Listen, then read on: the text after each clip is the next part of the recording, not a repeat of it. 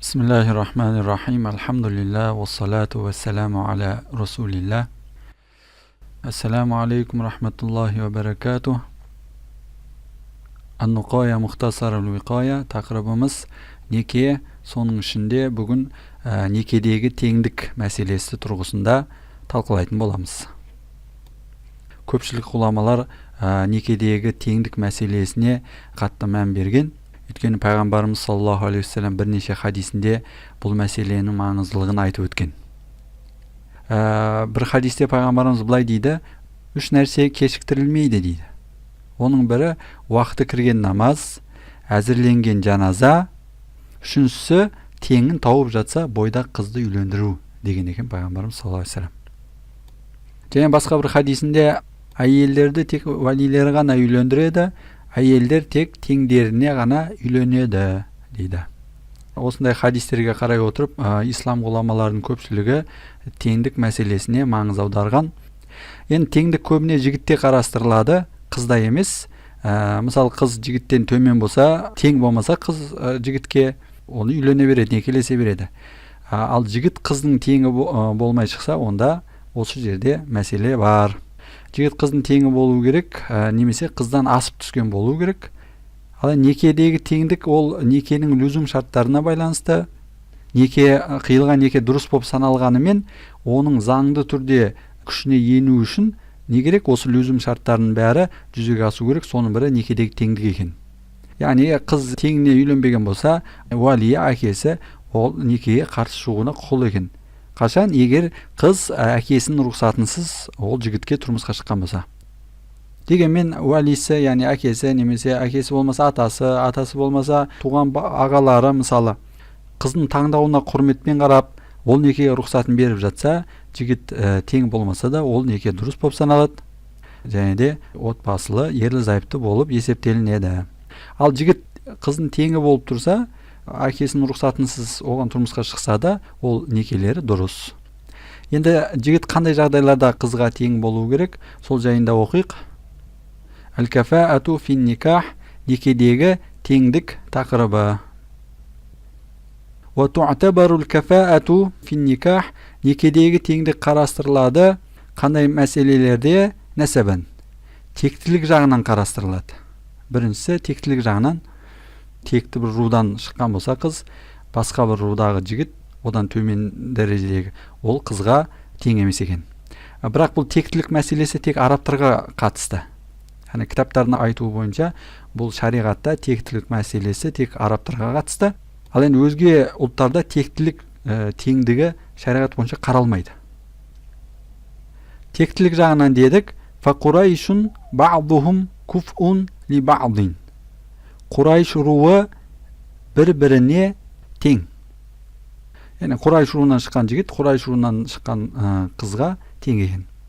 Уәл арабу, ал енді Құрайш руынан басқа арабтар, Құрайш руынан жатпайтын өзге арабтар болса, ба'духум куфун ли ба'дин. Олар бір-біріне тең. Құрайш руынан болмаған басқа рулар Құрайш руына тең емес, бірақ ол басқа арабтарға тең екен.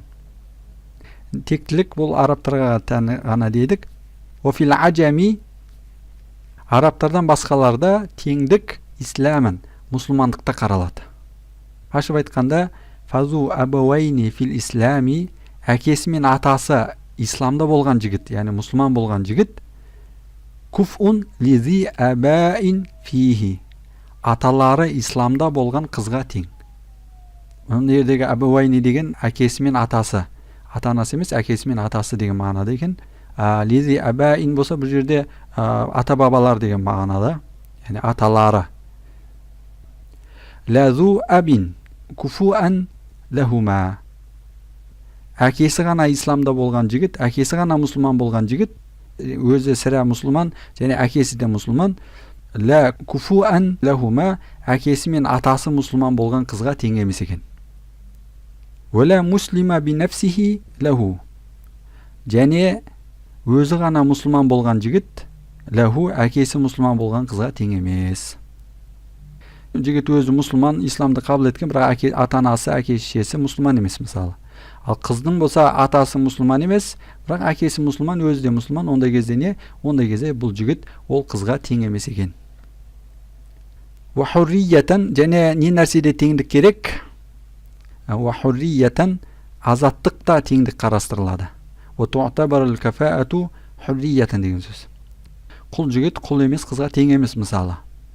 Ва хия кал ислами, бұл да исламда алдыңған айтып өткен исламда теңдік мәселесі сияқты, бұл осы хурриет мәселесі де қарастырылады. Яғни әкесі де атасы да азат болған бір жігіт, ата бабасы құл болмаған қызға лайық.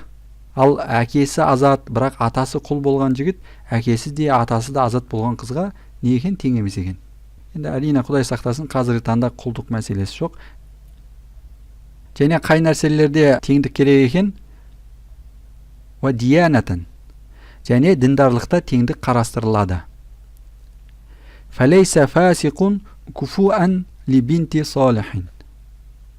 Пасық жігіт салиқалы, діндар адамның қызына тең емес.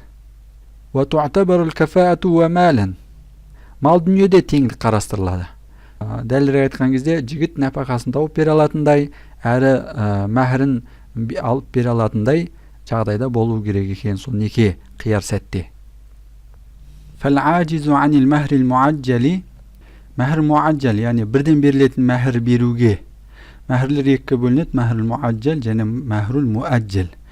Бірден берілетін мәһр, неке қию барысында берілетін мәһр, және мәһрул муаджал, уақыты созылған мәһр, кейін берем деген сияқты, келісімге қарай. Мәһр муаджал беруге, ва нафақати, және нафақа беруге шамасы жетпейтін жігіт, әл-ажиз, яғни шамасы жетпейтін жігіт, ғойру куфуин лил фақирати, кедей қызға тең емес екен. Қыз кедей болса да жігіт нәпақасын тауып бере алатындай, айтқан мәһрін бере алатындай болу керек неке қию барысында. Және мына жерде кедей қыз деп отыр, бай қызға ондай жігіт мүлдем тең емес деген сөз. Вал қадиру алейхима, ал ол екеуіне шамасы жететін жігіт, куфуун лил ғанияти, бай қызға тең. Байлығы қанша көп болса да қыз, жігіт егерде ондай нәпақасын тауып бере алатындай, және де айтқан мәһрін бере алатындай жағдайда болса, ол жігіт оған тең екен. Және қандай мәселелерде теңдік қарастырылады? Ва хирфатан, мамандықта теңдік қарастырылады. Атап айтқанда, фахаикун, тоқымашы, ау хаджамун, немесе хижамашы, яғни хижама жасайтын адам, ау каннасун, жол сыпырушысы, ау даббағун, неге даббақ болу керек, тер илеуші, не екен? Лайса куфуан, тең емес, кімге? Ли аттарин, әтір сатушы кісінің қызына тең емес екен. Бұл жерде аттар деп қыздың әкесін айтып отыр. Ва нахвихи, және осыған ұқсас маман иелеріне, аталмыш маман иелері, аталмыш кәсіп иедегі жігіт тең емес екен. Енді бұл мәселені анықтауда әрине жергілікті салт дәстүр мен менталитетке қарап анықтаған дұрыс болады. Осы сияқты заманына және мекеніне қарап бұл мәселені, яғни мамандықта теңдік мәселесін қарастырған дұрыс болады. Әрі қарай оқимыз. Ва иннака хатил мар'ату би ақолла мин мәһриха, егер әйел, яғни қыз немесе өзін би ақолла мин мәһриха, өзін мәһр мислден аз мәһрге келісіп некелесе, яғни мәһр мисл дегеніміз барлық жағынан қараған кезде қызға шамалас болып табылатын, мысалы әдемілікте болсын, ақылдықта болсын, жаңағыдай мамандықта болсын деген сияқты, сол қызға шамалас туыс қыздары алған мәһрді мәһр мисл дейді. Тең дәрежелі мәһр деген сөз.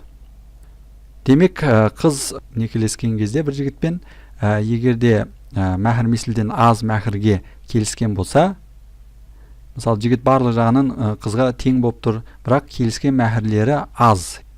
Яғни ол мәһр қызға шамалас туыс қыздар алған мәһрден аз көлемде. Ондай кезде не істейді екен? Фалил вали ал-i'тираду хатта ютимма мәһра мислиха. Қамқоршысы қарсылық білдіруіне құқылы екен ондай кезде. hatta yutimma mahra misliha, mahr misliga to'ltirmayınca. Av yufarriqo, bo'lmasa aralarini ayıradi. Әкесі қазыға жүгініп, сот жүзінде некелерін бұзуды. Егерде ризалық танытамын десе, қамқоршыларының еркі екен. Яғни ол мәһірге ризалық танытса, қамқоршыларының еркі екен. Бастысы берілген мәһір 10 дирхамнан аз болмау керек. Егер 10 дирхамнан аз болса, ол мәһір 10 дирхамға толтырылып беріледі. Валхамдулиллахи раббил аламин.